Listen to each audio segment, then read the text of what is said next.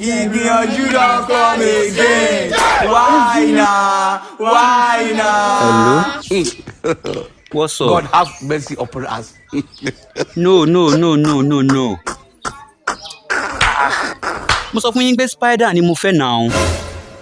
Kí ló tẹ́ wá lọ change sí Lexus? Go and ask your grandfather. But spider yẹn tí kò bá ti lè jẹ́ double six, ẹ má gbé wá. This man.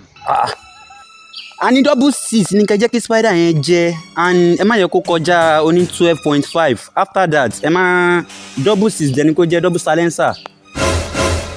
Ẹ now ẹ yà ní store Jago náà, kẹ́ bá mi gba high fashion ẹyọ kan. On your way coming, ẹ tún bá mi yà lọ́jọ́ Tóbi Nation. Ẹ bá mi mú top ẹyọ kan náà bẹ̀. Ó ti yé yín.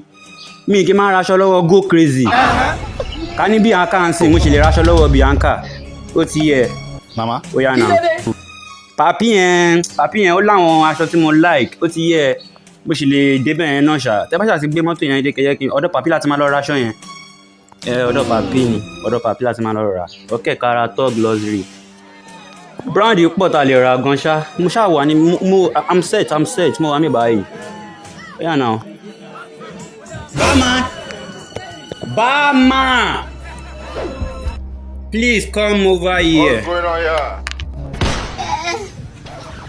Sorry, sir. Oh, no problem. I'm sorry to delay you, sir. Oh, no problem. So, what do you want to again?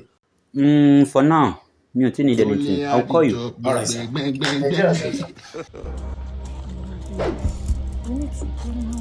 What's going on here? She's on.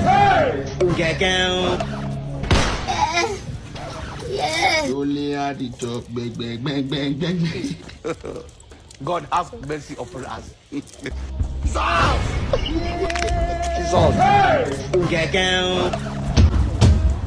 She's in a play. I'm asking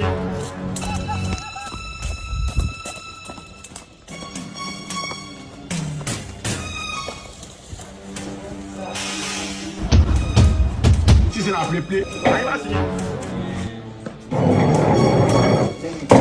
Let me call you back. I have a video call. She's in a play. Okay. I'm asking Nice to meet you. What's sir. going on here? My name? Okay. Hi, I'm Finn. Finny. Yeah, what's your name? Nice to meet you, sir.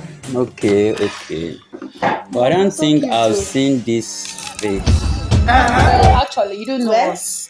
We just came around to chill, like our girls out, and we excited you working in the other time. Oh. So we just came to say hi. How? Okay. By the way, has anyone told you that? You look so cute. Wow. For real? Thank you. So, Thank you. can I have this? Sure. She's in a play. Sure. I'm asking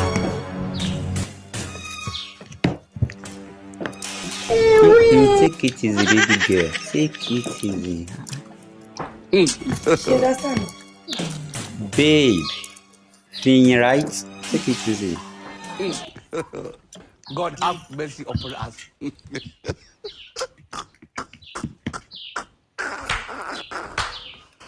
Take it easy, baby.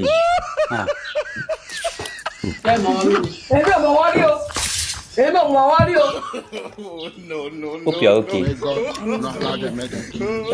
Just take it easy, okay? You just take it easy. You are the one that have it. She's in a play. I'm asking Enjoy yourself. Run. God have mercy upon us.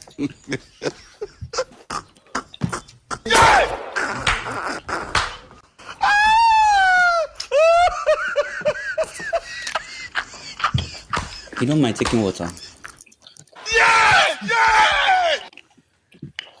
She's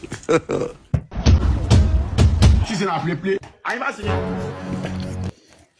Look at my face. Like I could have killed a lot of people. What's going on here? Bama! she's on. Bama!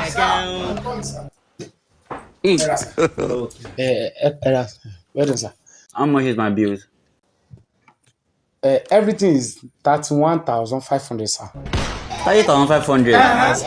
How come? Nǹkan tó ṣẹlẹ̀ ni pé àwọn bèbí yín kẹ́ tó dé, àwọn ti ra nǹkan 26,500 kẹ́yìn tó dé. So ìgbà tẹ́yìn náà dé dín sí ẹ ti ra nǹkan 5,000. That is it. That is 31,500, sir. But babe, it's not much now. How much is 30K? You are more than happy. Barman, Sir. you can be going. I will come and see you before I go. All right, sir. I'll come and see you. All right, sir. Enjoy yourself, babe. I'll come and see you. Don't worry. All right, sir. Wow, that's my baby. Oh, baby girl. Oh. I want to receive some business call. Okay. Okay, baby. Fee. Fine girl. My own fee. I'm coming back. I want to make some business call. Okay. Hello. Ṣé o ti gbé Venza yẹn data ni? Ẹ má gbé spider wa mọ́, Venza ni kẹ́ gbé wá. Mo sọ fún yín pé mi ò lo spider yẹn. Venza ni.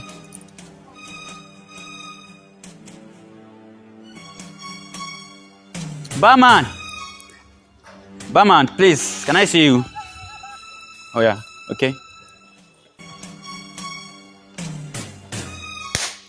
Babe, the guy say he must pay, two of you. What? Babe, we are going to walk. We are going to check in for toilets. Si c'est la play play. Okay.